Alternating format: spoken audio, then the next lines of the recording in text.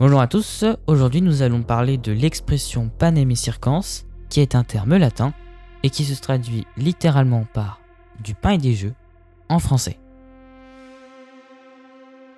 C'est le poète Juvenal qui l'aurait inventé dans un de ses livres.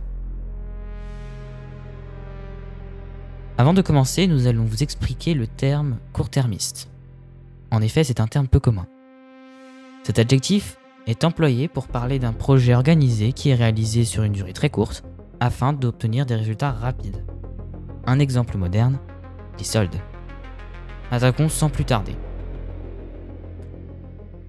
Les points communs entre les Hunger Games et l'expression antique. Panem est la Nouvelle-Amérique dans le livre. C'est une Rome moderne, gouvernée par le Capitole, et dont le nom est inspiré de celui de la colline où siégeait le pouvoir à Rome. Donc, panem, cela désigne le pain. Dans le Hunger Games, cela désigne la récompense attribuée aux vainqueurs. C'est aussi le nom du continent.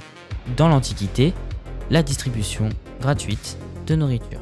Circens désigne les jeux. Dans le livre, ce sont bien évidemment les Hunger Games. Mais dans la Rome antique, c'était des divertissements et des jeux divers comme des combats de gladiateurs ou encore des courses rapides de chars. Ils sont organisés par les dirigeants, empereurs romains et Capitole. Leur point commun est qu'ils sont court-termistes, un divertissement sur une durée courte afin de créer une dépendance envers l'État. Le lien avec les Hunger Games. Donc, ils se déroulent à Panem, la planète, et sont organisés par le Capitole pour divertir entre guillemets la population des districts. Et le vainqueur n'aura plus de problèmes financiers et alimentaires. Dans les Hunger Games, le district du vainqueur aura des rations de nourriture tous les mois lui permettant de survivre. Et dans la Rome antique, les distributions de nourriture pour les spectateurs des jeux permettent de survivre. De la sorte, les gouvernements s'assurent une certaine notoriété, les populations ont un sentiment de confiance envers les membres du gouvernement, et le peuple va voter encore et toujours pour les mêmes dirigeants. Ils ont mis en place un régime totalitaire. Vous l'aurez compris, les organisateurs de cette opération sont très ingénieux, ils veulent donner de la nourriture, acquérir une notoriété et se font réélire.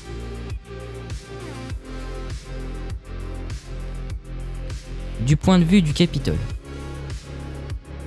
Les habitants du Capitole n'ont pas les mêmes préoccupations que les habitants des districts. Ils ne se soucient pas de la faim et sont occupés à se divertir notamment pour l'organisation des Hunger Games. Le Capitole possède une technologie très avancée et ses habitants sont heureux. Ils mènent un train de vie aisé. Conclusion, aujourd'hui, elle est employée pour parler d'une population qui se laisse aller, se contente de se nourrir et de se divertir sans se soucier d'un jeu plus exigeant ni du destin collectif, et d'un pouvoir qui exploite cette tendance par la promotion de programmes court-termistes. Je vous remercie d'avoir regardé la vidéo jusqu'au bout.